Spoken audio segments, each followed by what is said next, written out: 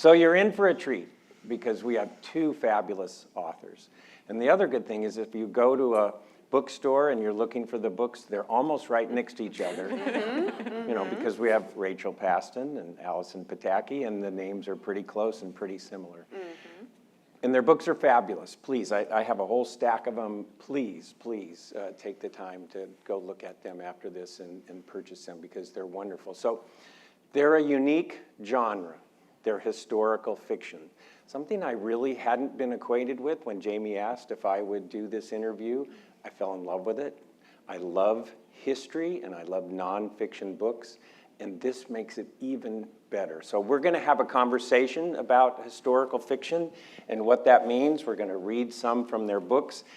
You know, as a lawyer, I'm sorry, I always have notes, and just the way I worked in that regard. So I first wanted you each to take a minute just to take some time to tell us about how you got involved in historical fiction, and then I want to talk about what historical fiction is. But first, tell us a little bit about your books and how they relate to historical fiction. So my book is called In the Field, and it's a novel, but it's based on the life of a mid-20th century geneticist named Barbara McClintock. So she won the Nobel Prize in 1982 for this very important work that she had done that nobody had sort of taken seriously for a couple of decades. And it's about a woman growing up trying to become a scientist in the 20s and 30s and 40s and what that was like.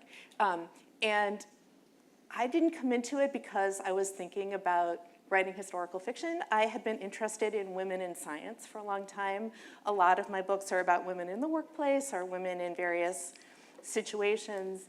And my dad's a scientist. I'm married to a scientist. I've known a lot of women in science, and I thought that their situations were a sort of particularly interesting case of women and careers and work that was considered inappropriate for them to do. And so I'd been gathering stories about interesting women who I met, who I read about. In 1992, when Barbara McClintock died, I read her obituary in the New York Times. I had never heard of her. And I was like, this is an amazing obituary. I cut it out, I put it in a folder, and it sat there for 20 years while I was like, oh, maybe I'll work on this book or this kind of different thing. And then one day I was like, you know, I think it's time to really approach this subject. And I looked at my file and looked at what I had, and I still, when I read her obituary, I was like, this is an amazing obituary. This woman is amazing and weird and unusual and brilliant. And let me see. And her story spoke to me in some ways that I maybe still don't quite understand. But I felt that that was the story I wanted to work with and reshape for people. And how did we not know? How do more people not know about her? Right? That's really the point from where I start every time as well. So the two books that we have here are books number 9 and 10 for me. So The Magnificent Lives of Marjorie Post and Finding Margaret Fuller, and they're both written as biographical historical fiction, inspired by the true lives of these women who lived. And similarly to what Rachel said, I'm inspired, and what I gravitate towards is these women who occupied this moment in time in history where we are familiar with the details of their tumultuous time period, and we are familiar with all the men who were there, who were on the front lines of history participating, and yet their stories, from my perspective, the women's stories of the leading ladies who were there also actively shaping history and participating and engaging with history, they're even better. They're even better than the male stories, and yet we don't know their names. Or if we do know their names, we know far too little about them. And so each story has been a totally organic process of like bumping into this woman and having this moment of sort of outrage of how do I not know her yet? How do I not know her story? And then just knowing I've met my next leading lady. I've met my next book. That is the book that has got its hooks in me, and that's the one I want to write. So Marjorie Merriweather Post, I got a good tip from a Hillwood curator. Hillwood was her final home in Washington, D.C. That is still a treasure trove of her art and her Russian collections and her life and her legacy as this force through the 20th century. When I got the tip to go visit Hillwood, I just fell in love with her story. And with Margaret Fuller, I got the tip to dig into the genius cluster of Concord, Massachusetts. That was Emerson, Thoreau, Hawthorne, Melville, Louisa May Alcott. They were all living there together. They were all this clique of friends and writers and rivals, and there was all this drama going on behind the scenes among them because they were just people. And Margaret Fuller was the woman at the center of it all. She was sort of the leader of the gang. She was who Emerson referred to as the radiant genius and fiery heart at the center of it all. I thought, if she was the radiant genius and fiery heart at the center of it all, then why do we know everyone else but not her? So each time it has been that process of just discovery and finding this woman who is a little bit disruptive, no, not a little bit, a lot bit disruptive, a little bit dangerous, and really just on the forefront of changing history and getting into that moment in time from her perspective. So I love, Rachel, how you said that Barbara McClintock spoke to you, and you talked about how you bumped into your subject. It's so descriptive. But I want to get back to that when we kind of talk about how you found the people you wrote about. But I first want, what is historical fiction? And maybe, Rachel, you could start. How would you define historical fiction? And let's see if you define it the same way.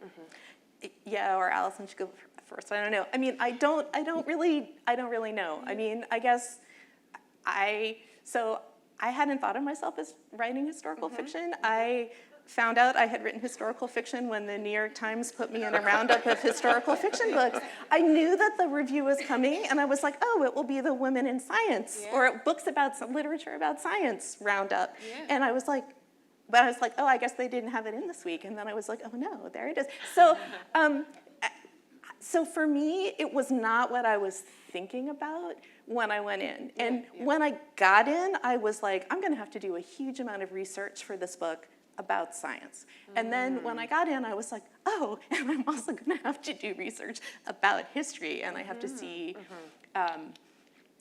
what the culture was like in a broader way. Although for me, that was more kind of sketchier, and the science was really the focus of it. So I, kind of hope for the best, maybe more than you, foregrounding it. Yeah, well, I think we're all sort of figuring out what this genre of historical fiction means kind of in real time as we go, because I do think it's growing as a genre, but I have been told that anything from like the 1980s is historical fiction, and that just blows my mind. I'm writing a bit further back. I don't want to write about people that I knew in real life or that are still around, but for me, there is this quote, and I mentioned it yesterday in the session, but I'll paraphrase, it's E.L. Doctorow, and he said, "The biographer will tell you what happened.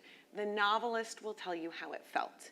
And for me, I'm really working in that space where I find these women who truly lived, who truly left these tremendous fingerprints on history, and that raw material is going to be the bones of the story. That is going to inform my dates. That is going to inform the plot, beginning, middle, and end. That's going to inform the characters who are going to occupy the book.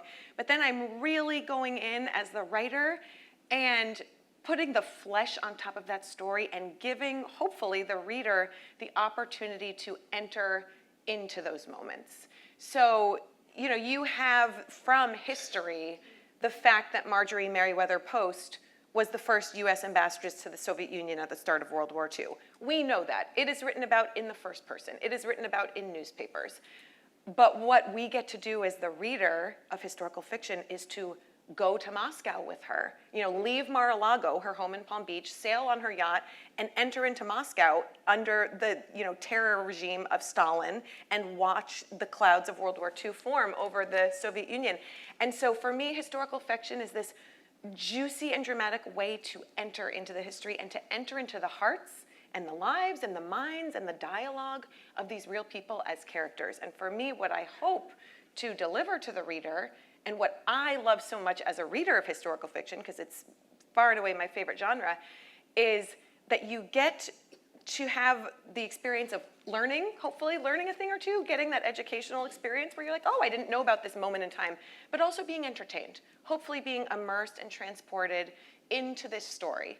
And you're an avid reader of biography. Some people might be a little bit intimidated by entering into a really dense biography of this content. But for me, hopefully, historical fiction is an accessible way into the history. And I love to hear from readers like, well, if I had learn history in this way, I wouldn't have thought history was so boring, because history is the furthest thing from boring. And so that is one of the things I love about historical fiction, is it brings the history to life. Yeah, and I'd love to build on that too. I loved how you talked about, what are the emotions, what are the feelings. You get to go to Moscow with her.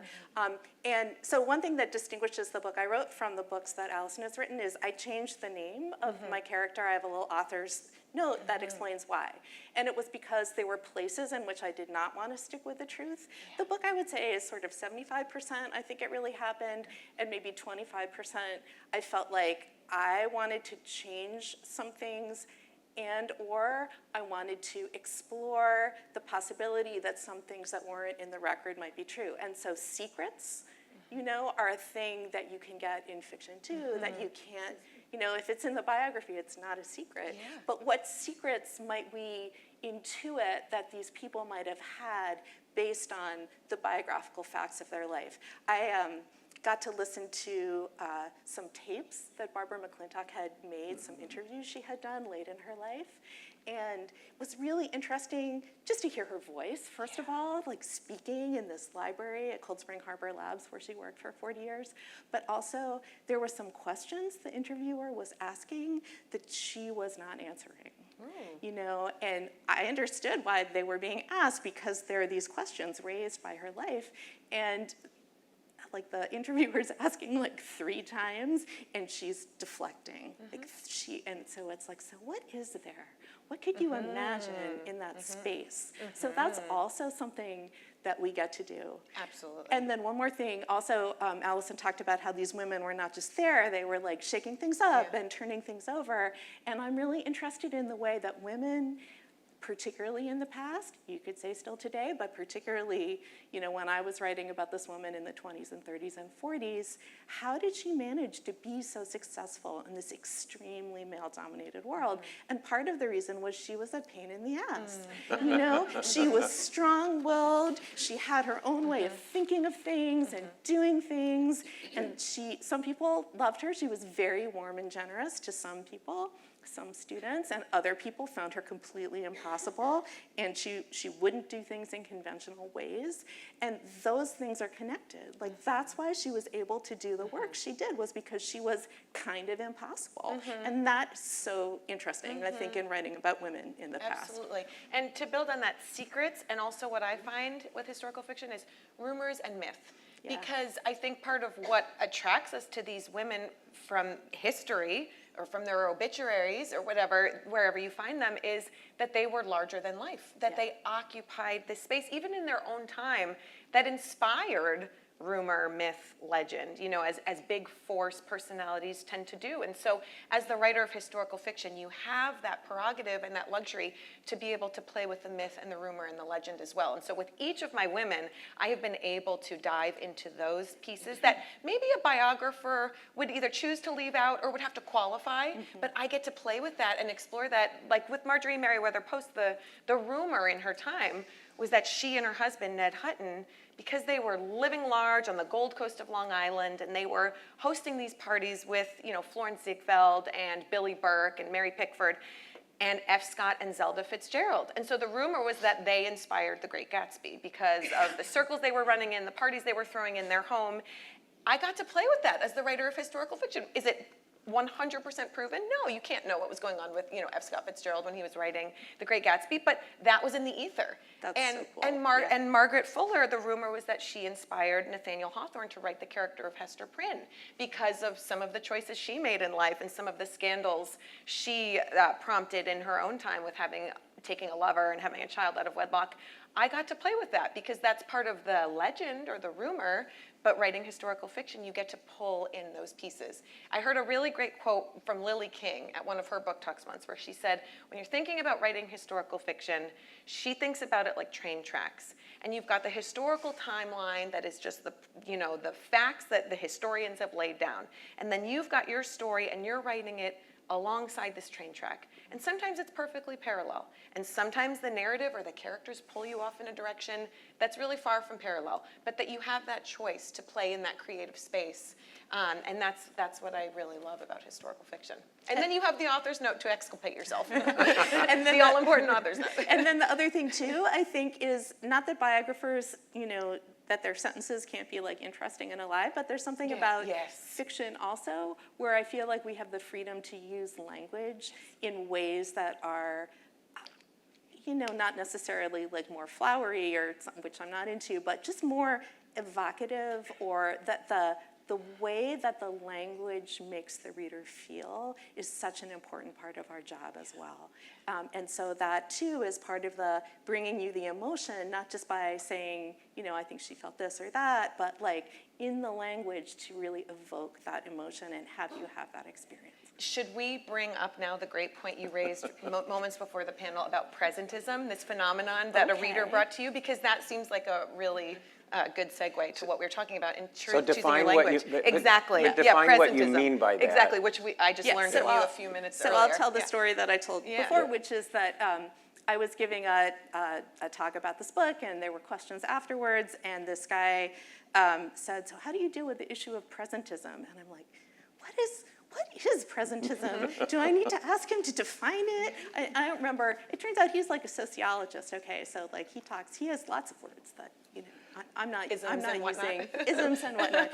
But what he meant was, here you are, Rachel, in 2021, writing this story that takes place in the past, and how do you not like illegitimately bring the present into the past, I believe, was what he was sort of sense. We can go with that. accusing me of.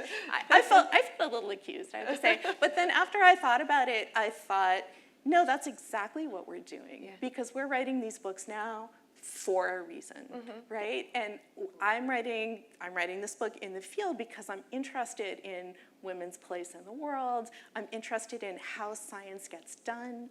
What is the balance between like the incredibly detailed, endless work of gathering data and insight, which I think is such a crucial creative part of the work that scientists do, and is often not really appreciated. So this sort of way that science and art kind of meet, if you take in all of, anyway, so I'm not gonna go down that rabbit hole right now, but that these interests of mine in the present that I think are really important questions could be addressed by reimagining this life from the past, otherwise why bother?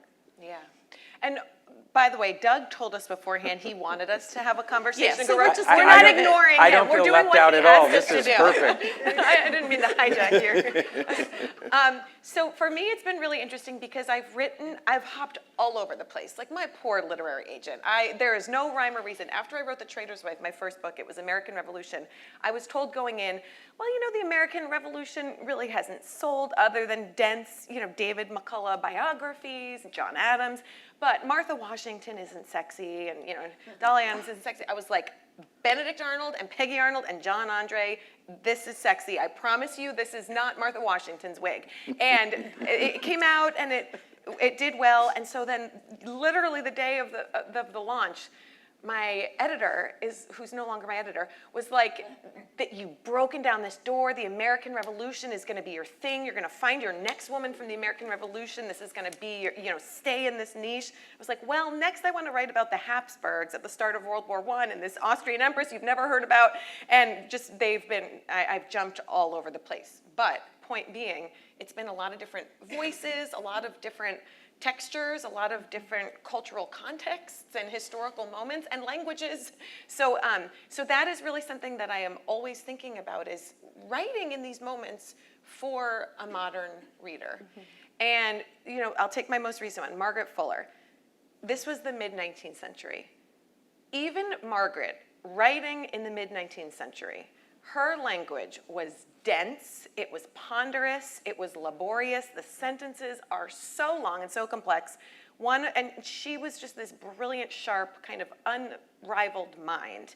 And even in her time period, when people did speak more like that and did write more in that style, one of her colleagues said, I can read Hegel in the original German, I can read Dante in the original Italian, and most impressive of all, I can read Margaret Fuller in the native English. And so I take that and move over a century later, it seems even more archaic and dense. And so obviously I'm not gonna write a book like that, that's coming out in the year 2024 in that language. So I have her words gifted through the historical record, through her memoirs, through her travel logs, through her articles, and then I'm sort of, I guess, playing with that and then bringing it up for a modern readership. So I am preserving certain direct quotes, certain things she and Ralph Waldo Emerson wrote to one another, or certain things she might have said to Thoreau or Hawthorne. And those are sort of the accents. But then I'm also trying to write in a way that's accessible as fiction for the reader today. Now, it's a balance, right? Because you don't want to totally destroy her voice and her tone, but it's just going to come out a little differently than if you'd written it in her time as a contemporary writer of hers. But it's great when your copy editor or your editor reminds you that maybe those turns of phrases would not have existed in 1850. So that's always a good sort of gut check, is there are just certain things that are not going to, that you just can't do. Like I remember once I was writing about a character putting a sugar cube in their tea, and my copy editor pointed out, they really wouldn't have access to cube sugar. It would have just been loose sugar, and so that's just not going to be credible. That's just not an accurate historical detail. That's such a good copy editor. Yeah, I feel like that kind of copy editing, we're losing some It's of it. And I'm such like, a gift. I need to know that tree could not have been growing in St. Louis. Like Exactly. I try to check all the things, Yeah. but you miss Yes. them. So you're writing and you're playing in the space of fiction, but you also want it to be credible, and you want it to pass muster with people who are purists who really know the history. So it's a balance, and you're not always going to get it 100% correct. So I want to go back to Rachel, to something you said, and what is somewhat is different between In the Field and your books, because you use the real names.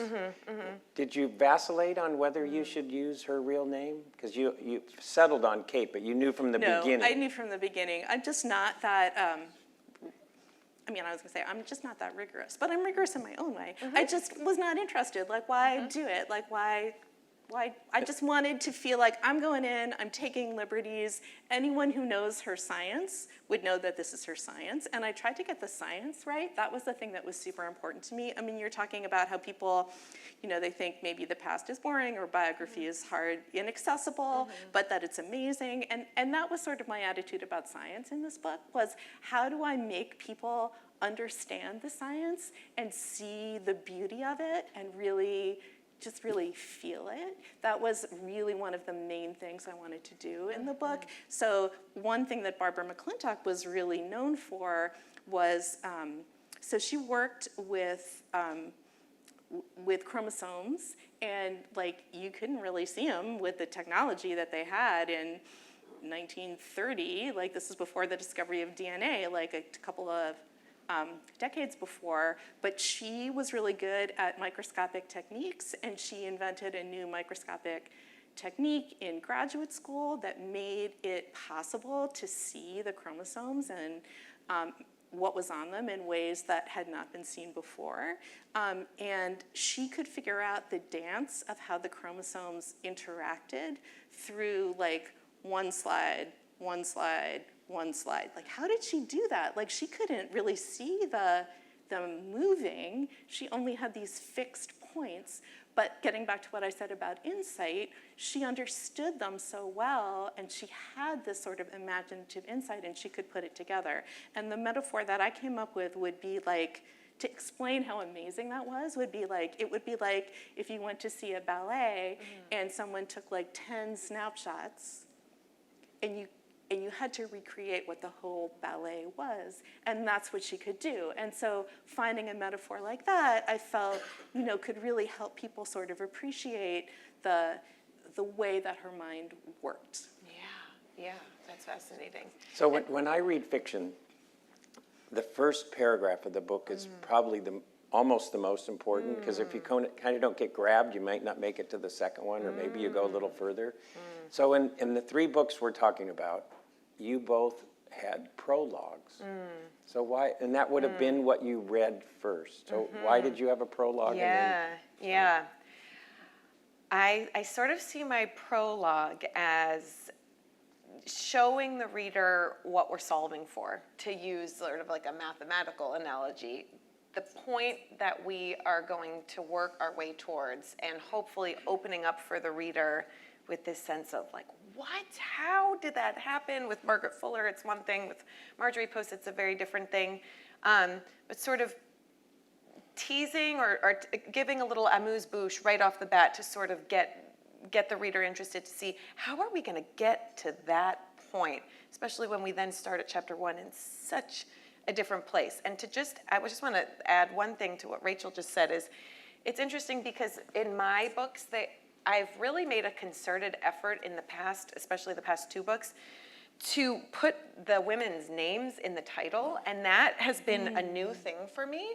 When I started out with The Trader's Wife, my first book, The Trader's Wife, I was in a roundup of historical fiction in the Wall Street Journal, and it was like the wives. It was the aviator's wife, and it was like all these books about the wife. And I am now realizing, like more than 10 years later, we weren't naming them.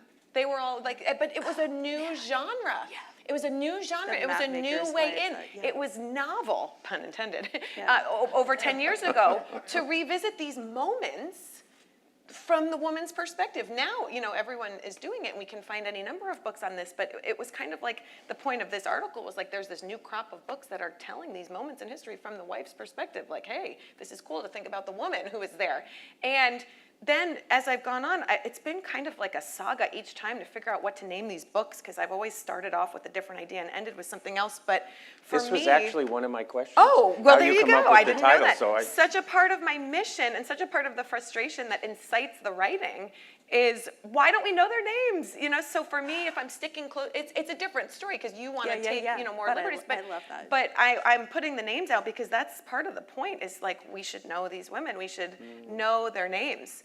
And so then, to tie that back in, the prologue is sort of that opening salvo to the reader. Like, how do you not know about this moment? How do you not know about the woman who is here in this moment? Let's go back to the beginning and see how we got here. And what, can I ask you though, was it in some way to define that this is a historical fiction book? It's not necessarily going in to define that it's historical fiction, but it's to show the reader this moment from the history with these characters that you know about, their names from history, is really juicy, and you should want to look more into this. And because my prologue is always chronologically, if you're talking about it linearly, it's always towards the end, right, at the beginning. So it's a teaser. Yeah, a teaser, for sure.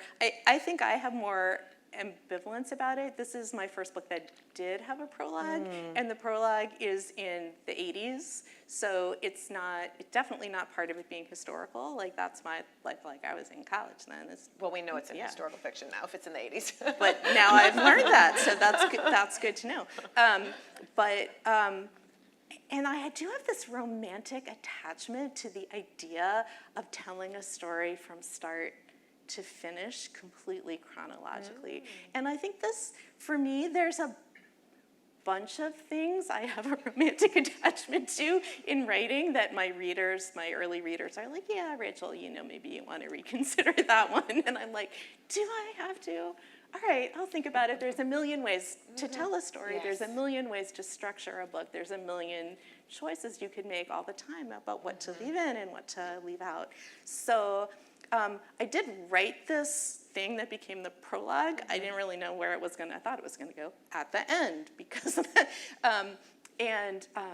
So I think it was my mother. So my mother is a poet, so I come to this writing thing, honestly. I went into the family business. And she died a couple years ago, but before that, she read everything I ever wrote, every newspaper column, every blog post, every grant application, and not every draft of every novel, but way more drafts than anybody else in your life would ever read. And she was really like, this is the beginning of the book. She felt like it was so, it let you into the mind of this woman in a really interesting way, she felt, and I hope is true, and also, and said, yeah, this is what the stakes are. How did she get here? Who is this person?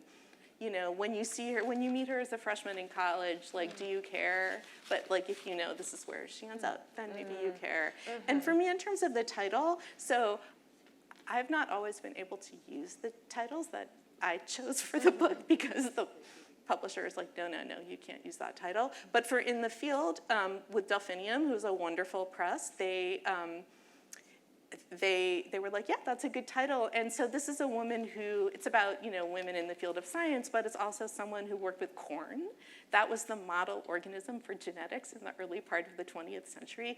Very slow, like before they used fruit flies, before they used bacteria, before they used viruses, they used corn. And so it took a year to grow it.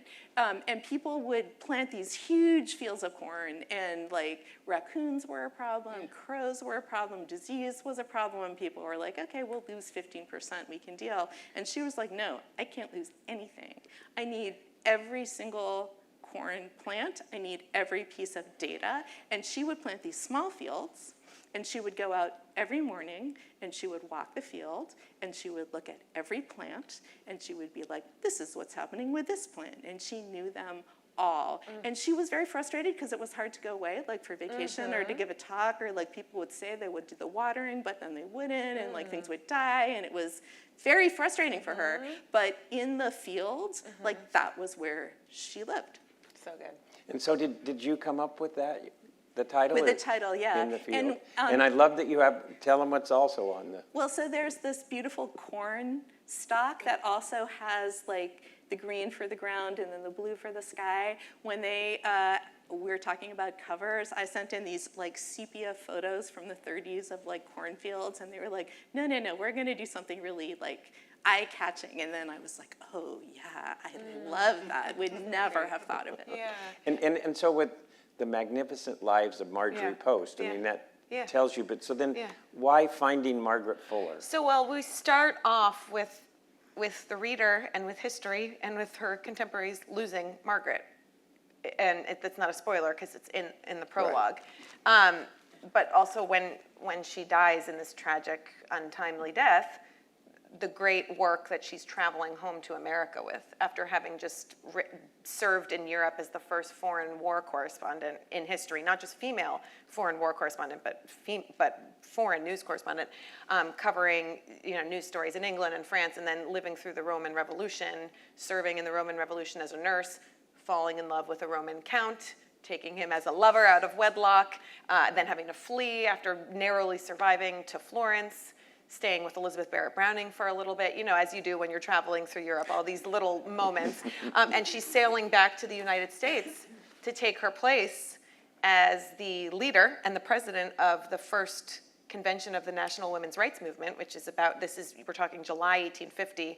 The convention is about to kick off in October of 1850, and Margaret is to serve as the president of this convention, with these women we know about, like Elizabeth Cady Stanton and Susan B. Anthony, and she tragically dies on her way there.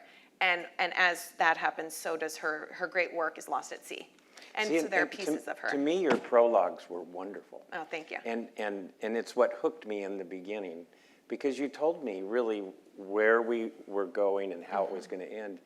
And then even when I got to the end and it kind of ends where it started, it's still, it's kind of like I forgot what you had told me before. And both of them are emotional. So how do you blend that with the prologue and the ending? Yeah. Well, so for me, the scene of the prologue, the epilogue is the second half of that scene. Yes. So it really does make a circle, and you learn certain things in the prologue, but then there's certain things you learn in the second half, in the epilogue, that makes sense when you see sort of romantically and interpersonally, as well as scientifically, how she lived her life. So, and I thought of, should it all be at the beginning, should it all be at the end, but the dividing it and having it sort of maybe deepen in the second part seemed to work for me. It's very similar. It is sort of part one of the ending, chronologically. And I found all these women in this moment sort of stunned outrage that the story hadn't been told, and also gratitude that it hadn't been told yet, because then I get to tell that story. And so each time that sort of informs my prologue, because that's sort of the woman at the height of her power, at where the legacy is going to leave its mark, and yet we don't know about this moment. So, like with Marjorie Merriweather Post, we open with her. She is the Empress of American high society. She has literally changed the entire American way of life by inventing this concept of breakfast, lunch, and dinner, and refrigeration, and has totally changed the American diet. Her company, her family's company, she has done these amazing things. Her life speaks to the fact that she has been kind of like the Forrest Gump of the 20th century, there for every moment, but with way better clothes and way better homes and jewels. And we have her receiving the president, into her living room, because the president comes at her invitation, not the other way around, going to the White House, and she's offering, Mar-a-Lago to be the winter White House. She's offering to give her home to the United States government, and they can't afford to take her home on that, she is a single woman, managed and did all by herself. And so we have this moment, we're like, how do I not know more about this woman? She's a force. And so that informs the prologue. And then with Finding Margaret Fuller, as you said, it's this whole crew living together in Concord, and you're like, wait, Emerson lived here, and Thoreau was living upstairs as his handyman, and the Alcotts were living next door in a house that he was paying the rent on, and the Hawthorns are living next door in the other direction in a house that he's also paying the rent on, and they were all here together, and Margaret was the girl at the center of it all. How do we not know about this moment in time? So it's sort of similar how I've come across the woman, then informs where I'm bringing the reader into her story too. And even though I would have known the name of Marjorie Post, I didn't know the backstory, Yeah, the rest of I the think a lot story of people in some don't. sense. So I want to talk about your writing process and incorporate within that what research you do. I mean, I think you probably do research in a typical fiction book, but here it must be more in some sense. So kind of the research, and then, we hear people talk about, I just sit down one day and everything evolves and the characters involved. How is that different with something where the beginning, middle, and the end? I mean, I did know the beginning, middle, and the end because I didn't know which parts of her life I was going to use. So I think for me in that way, it was much more the way I typically write a novel, which is to say I write a draft that has nothing to do with the draft that will come later. In this book, there were 2 stories, and one was about the niece of the famous scientist who's living on a commune in Western Massachusetts in 1970, and then goes to visit her aunt who had this interesting life, and then researches the life and learns about it. And then it's no, that's the proxy for me. I just need to do my research and learn the things and tell the story. So I just threw out that whole draft. And that's not atypical for me. It's so much work to get, I know this material is interesting. I know this character is interesting. I know I have these feelings about it. But what the shape is always hard. You're writing your way into it with that. Yeah. So for me, it always has to start with a really large ingestion of just raw material. So reading her memoirs, reading her letters, reading her books, reading everything I could about her life, in Palm Beach and Long Island and Russia and Washington, D.C. And then the tier 2 of that is a pilgrimage to walk in their footsteps. So going to Concord, sitting on the rock she describes on the shore of the Concord River, editing her articles for the Dial with Waldo and Nathaniel Hawthorne, and sitting in the chair that she describes, looking out and watching, Emerson and Thoreau playing in the backyard together, and just really soaking up as much of that texture and context and the heart feeling, as we said, telling the reader how it feels, to try and get a sense of her spirit in those places. And then with Marjorie, similarly, walking into Hillwood, and it's a trove. It's a treasure trove. Her daughter, Dina Merrill, said, it is like mother could walk in and sit down to dinner. And if you know what it was like to sit down to dinner with Marjorie Merriweather Post, that is high praise, because she literally measured each table setting to make sure that the fork was in, she was a precise woman. But how do you fill in the conversations? Yes, and so then, once I've taken in as much of that raw material as I can, and it's really got to be only nonfiction. I don't want anyone else's sort of fictional rendering of those moments. There becomes a point where I've taken in enough, and I have processed it and thought about it and dreamed about it, where the woman starts to speak. and I don't know if you have this experience, but really, like, I'm reading about this woman on the page who is a historical figure, and then all of a sudden, there is a woman also living up here who is the fictional imagining. And so if I read about a piece of dialogue that Margaret had with Waldo, or that Marjorie had with Dina Merrill, I see that on the page that happened, I start to then see it in my head and can imagine maybe Marjorie and Dina were lying in bed together, you know, and talking about it, and they had their breakfast trays. And I just start to imagine how the scene could have played out. And it's at that point where I know I'm ready to put the books down and start writing, and I know the story is ready to come out, and I'm really writing it scene by scene, page by page. I'm seeing it for the first time, and that's that first draft is for me to tell the story to myself. And then the second draft and the subsequent drafts are really about thinking about the experience I want to deliver to the reader once I know the story and I've sort of found it. But I write in a lot of drafts. I am not precious about my first draft. It is not good, my first draft. I would not share it with anyone. But for me, it's a honing process. So you have lots of conversations in the labs, you know, amongst the different characters. How do you come up with that? Yeah, so I was thinking, yeah, does the woman appear in my head? No, not that I'm aware of, but the way that I write scenes I often start with the dialogue, and then I'll fill in the exposition later, unless it's just like a couple paragraphs that are just exposition. But if it's a scene between 2 or 3 or 4 characters, the dialogue comes first, and I write it, I'm writing as though I still write longhand, which I did for like 30 years, but now I type it. But maybe for that book, I was still writing longhand. And I'm not thinking, okay, but I'm writing. I have to get in the state, or I often get, sometimes like the first things, I'm like, okay, maybe she said this, or maybe she said that, but when it gets good, it's like, pause. Oh, maybe that's the next thing. Pause. Oh, maybe that's the next thing. And it's not quite conscious, but so clearly, like, trying to let my unconscious, whatever I know, like, do work for me. And I feel like for me at least, I have to keep pushing. Like, a dialogue scene, something needs to happen in it. What does it mean for something to happen in fiction? I think is an interesting question. But in a dialogue scene, it's not just what people are saying. Something's going to happen, an emotion is going to shift, or an insight is going to be realized, or a relationship is going to change. And I'm like, keep writing until, no, keep writing. No, nothing's happened yet. They're just talking. They're just talking. What do they say next? What do they say next? And if I stay with that on a good day, then something will shift. And I'm like, okay, that's what I was writing towards. And then I can go back and I can edit, and I can take out the boring lines, and I can rephrase things, and I can put in what did the room look like and all of those things and get the rhythm right. But I do feel like there is this speaking through me in some way I can't quite pinpoint until it gets really interesting. It's interesting.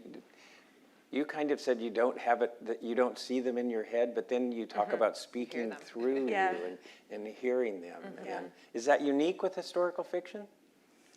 I don't think so. No. It's always, I have been like that since I was a kid. I would just literally walk around and hear things and see stories in my head, and I still to this day cannot go to sleep at night unless I am watching a story in my head. That's just where my mind goes when I'm left to its own devices. So I don't know if it's unique, but it's what I've always known. I think that's what novelists do. I think it's a novelist thing. Yeah. Do you plan to write fiction again? Absolutely. No, I mean, not historical fiction, but a fiction book that's not based on a person or an event? The book that I'm writing now I thought it was about housing affordability, which I'm very interested in. My agent's like, Rachel, no one's interested in housing affordability. I'm like, but it's so interesting. But really, it turns out that this book, which does have housing affordability in it, is about grief. And it takes place in 2015, and it's about this young woman who inherits the big house that's falling down in suburban Philadelphia that she grew up with and can't afford to keep it, and what she does to try to keep it. But her mother has died, and so the house can't help but being about her mother. So, and what she does to try to keep the house can't help but being about grief. But it took me a while to see that, which is often true for me. There's a thing, I'm interested in it, but then it's like, oh no, but really I was interested in that. So yeah, that's what I'm working on. Yeah. So you've got 30 seconds. Okay, but- I've written 2 children's books, 1 nonfiction, and 7 novels that are historical fiction. So I am open to everything. I'm sort of, like I said, my poor agent. I am going where the creative urges take me. I would love to write more children's. My next book is another historical fiction inspired by Evelyn Nesbit, who is the Gibson girl. She was the first it girl in American society at the dawn of the 20th century in New York City. And I see the clock. We were told our mics would That's get right. cut off. That's gonna be but it's great. another historical fiction. So thank you. my love. You two Thank are you. wonderful. Thank you. Great books. Thank you.